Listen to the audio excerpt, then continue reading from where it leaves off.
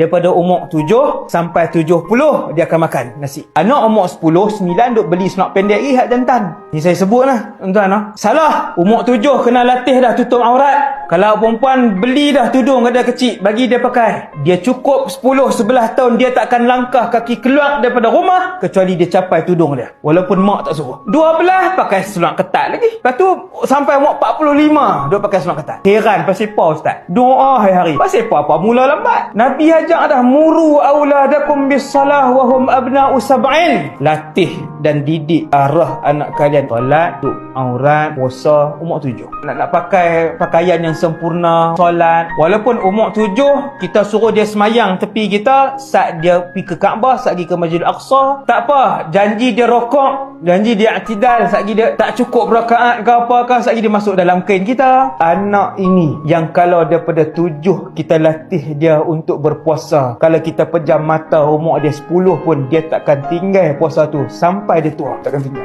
Hak ni mak ayah cerdik akhirat, bukan cerdik menega saja, kena cerdik akhirat.